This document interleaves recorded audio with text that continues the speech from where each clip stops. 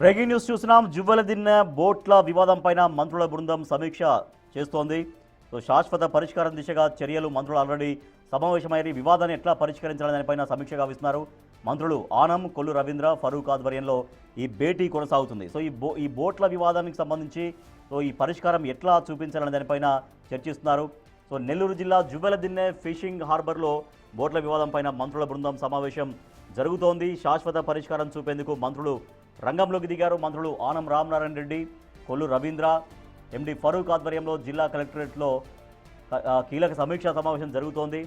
ఈ భేటీలో ఎస్పీ, మత్స్యశాఖ ఉన్నతాధికారులు పాల్గొన్నారు. ముఖ్యంగా స్థానిక మత్స్యకారులు, ఇతర ప్రాంతాల బోట్ల యజమానుల మధ్య ఘర్షణలు తలెత్తాయి. ఆ తలెత్తిన ఘర్షణలు, సరిహద్దు వివాదాలపైన మంత్రులు సుదీర్ఘంగా చర్చిస్తున్నారు. వీటికి శాశ్వతమైన పరిష్కారం చూపించాలి, లేకపోతే ఇదే రకంగా మరొకసారి మళ్ళీ రిపీట్ అవుతుంటాయి, పునరావృతం కాకుండా శాశ్వత పరిష్కారం చూపించాలి. సరిహద్దు విషయంలో కావచ్చు, బోట్లు ఇతర ప్రాంతాల నుంచి వచ్చేటువంటి బోట్లు, ఆ ఘర్షణలు ఇవన్నీ మళ్ళీ పునరావృతం కాకుండా చూడడం కోసం, శాశ్వత పరిష్కారం అందించడం కోసం మంత్రులు సుదీర్ఘంగా చర్చిస్తున్నారు. ఈ సమావేశంలో పలు కీలక నిర్ణయాలు తీసుకునే అవకాశం ఉంది. మా ప్రతినిధి సురేంద్ర మరింత సమాచారం ఇస్తారు. సురేంద్ర, జువ్వలదిన్నె బోట్ల వివాదానికి సంబంధించి మంత్రులు ఒక శాశ్వత పరిష్కారం చూపించే అవకాశం ఉందా? మత్స్యకారులు మంత్రులు చెప్పేటువంటి ఆ మాటలు కావచ్చు, ఆ దిశానిర్దేశానికి సంబంధించి కట్టుబడి ఉంటామని చెబుతున్నారా? ఏం జరుగుతుంది అక్కడ?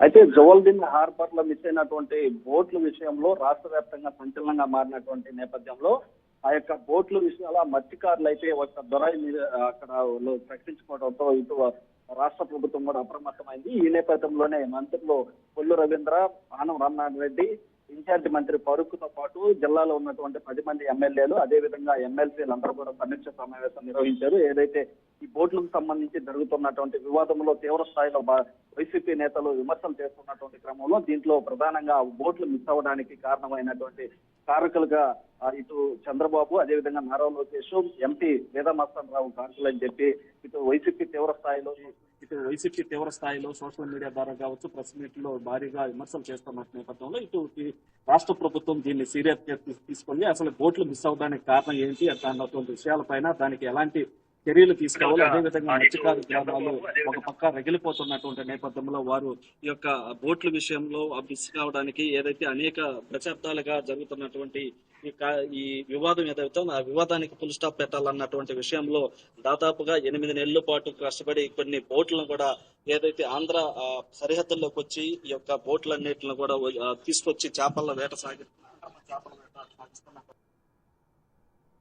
ఆంధ్ర మత్స్యకారులు కూడా ఈ బోట్లను నిర్బంధించడం జరిగింది. ఈ బోట్లన్నీ కూడా గత 8 నెలలుగా ఇక్కడ నెల్లూరు జువ్వలదిన్నె హార్బర్ ప్రాంతంలో ఉంచడం జరిగింది. వాటికి కాపలాదారులుగా చిత్తూరుపల్లి గ్రామానికి అప్పగించడం జరిగింది. ఏదైతే వారు తీసుకున్నటువంటి నిర్ణయం ప్రకారం ఎవరికైనా అప్పగించడం జరుగుతుంది. ఆ క్రమంలోనే చిత్తూరుపల్లి గ్రామంతో పాటుగా బంగారపాలెం గ్రామానికి సంబంధించినటువంటి వ్యక్తులకి ఆ బోట్లు కాపలాన్ని అప్పగించడం జరిగింది. అయితే ఒక్కసారిగా ఇటీవల 17వ తేదీ రాత్రి, అంటే ఈ నెల 17వ తేదీ రాత్రి సమయంలో ఆ 4 బోట్లు ఒక్కసారిగా తమిళనాడు, పాండిచేరికి సంబంధించినటువంటి వ్యక్తులు అపహరించుకుపోవడంతో ఒక్కసారిగా ఆగ్రహం వ్యక్తం చేసినటువంటి స్థానికులు, మత్స్యకారులు ఎవరైతే ఉన్నారో వీరంతా కూడా దీనిపైన కూడా సీరియస్ గా తీసుకోవడం జరిగింది. అయితే అక్కడ వారు ఆరాధించినటువంటి క్రమంలో దీనికి ప్రధానంగా ఇసుకపల్లి గ్రామస్తున్న మొదటి కాపుగా ఉన్నటువంటి కుటుంబ సభ్యుల కారకులు అని చెప్పి వారిని 10 రోజుల పాటు నిర్బంధించడం జరిగింది. ఆ విషయం తెలుసుకున్నటువంటి పోలీసులు వారిని విడిపించేటువంటి ప్రయత్నం కూడా చేయడం జరిగింది. అయితే దీంతో ఒకసారిగా దీని వెనక ఎంపీ వేదమస్తన్ రావు వస్తుందని చెప్పి కూడా వారు ఆరోపించడం జరిగింది. దాంతో కాక ఇటు వైసీపీ నేతలు కూడా ఆరోపించారు. దీనిపైన కూడా ఆయన స్పష్టత ఇవ్వడం జరిగింది. దీనికి నాకు ఎలాంటి సంబంధం లేదని చెప్పి వేదమస్తన్ రావు కూడా ఆయన చెప్పడం జరిగింది. అయితే ఇదంతా కూడా రాష్ట్ర ప్రభుత్వం ఒక చట్ట విరుద్ధంగా భావిస్తూ మత్స్యకారులకు జరిగినటువంటి అన్యాయం పైన రాష్ట్ర ప్రభుత్వం ఎప్పుడు మత్స్యకారులకు అన్నటువంటి ఉద్దేశంతో నిన్న మంత్రి ఆనం రామనారాయణ కూడా ఆయన ఆధ్వర్యంలో సమీక్ష సమావేశం నిర్వహించడం జరిగింది. అయితే మత్స్యకారులు ఏ విధంగా మనం కాపాడుకోవాలి, మత్స్యకారులకి జరిగినటువంటి అన్యాయం, అదేవిధంగా మత్స్యకారులకు దశాబ్దాల కాలంగా జరుగుతున్నటువంటి ఈ యొక్క వివాదం ఫుల్ స్టాప్ పెట్టాలన్నటువంటి ఉద్దేశంతోనే ఈ యొక్క అధికారులు ఈ మంత్రులతో కలిపి ఒక సమీక్ష సమావేశం అయితే జిల్లా కలెక్టర్ కార్యాలయంలో కొనసాగుతా ఉంది. దాదాపుగా గంట నుంచి ఈ యొక్క కార్యక్రమం అయితే కొనసాగుతున్నటువంటి పరిస్థితి ఉంది. అయితే దీనిపైన నిర్ణయం ఒక మంచి నిర్ణయం తీసుకునేటువంటి అవకాశం ఉందనేది తెలుస్తోంది. అయితే ఆ బోట్లు మిస్ అవడానికి గల కారణాలపైన ఇప్పటికే సమీక్ష అధికారుల ద్వారా రిపోర్ట్ అంతా తెప్పించుకున్నటువంటి మంత్రులు దానికి గల కారణాలపైన, అదేవిధంగా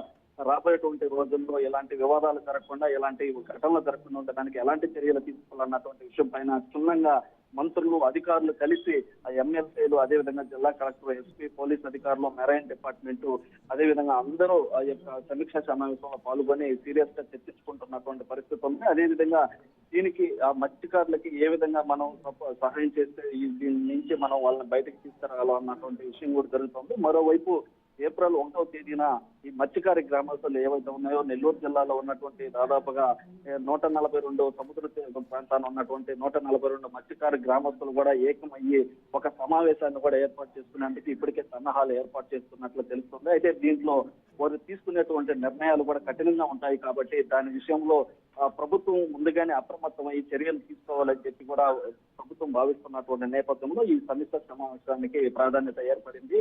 అయితే ప్రధానంగా బోట్ల విషయంలో గతంలో కూడా అనేక సార్లు ఇదే విషయాలు జరిగినటువంటి నేపథ్యంలో దానికి సంబంధించి కేంద్ర ప్రభుత్వంతో కూడా మాట్లాడి ఏదైతే ఆంధ్ర, తమిళనాడు, పాండిచేరికి సంబంధించినటువంటి జరుగుతున్నటువంటి దశాబ్దాల కాలంగా ఈ వివాదానికి ఏ విధంగా ఫుల్ స్టాప్ పెట్టాలన్నటువంటి ఉద్దేశంతో ఇప్పుడు రాష్ట్ర ప్రభుత్వం కూడా సీరియస్ గా తీసుకొని ఈ సమావేశాలు ఏర్పాటు చేసి ఒక నివేదిక కూడా ఏర్పాటు చేస్తున్నారు. దాంతో పాటుగా ఇప్పటికే ఒక కమిటీని కూడా ఏర్పాటు చేస్తున్నారు. అదేవిధంగా గస్తీ ఏర్పాటుకు కూడా సన్నాహాలు చేస్తున్నటువంటి పరిస్థితి ఉంది. అయితే ఇప్పుడు జరుగుతున్నటువంటి సమావేశంలో ఎలాంటి నిర్ణయాలు బయటకు వస్తాయని చెప్పి ఒక ఉత్కంఠ అయితే కొనసాగుతున్నటువంటి పరిస్థితి ఉంది. రాజేష్.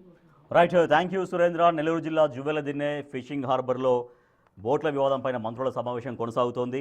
సో అక్కడ స్థానిక మత్స్యకారులకి, ఇతర ప్రాంతాల్లో ఉన్నటువంటి ఆ బోట్ల యజమానులకి మధ్య ఘర్షణ పునరావృతం కాకుండా ఒక శాశ్వత పరిష్కారం చూపించే దిశగా మంత్రుల సమావేశం కొనసాగుతోంది.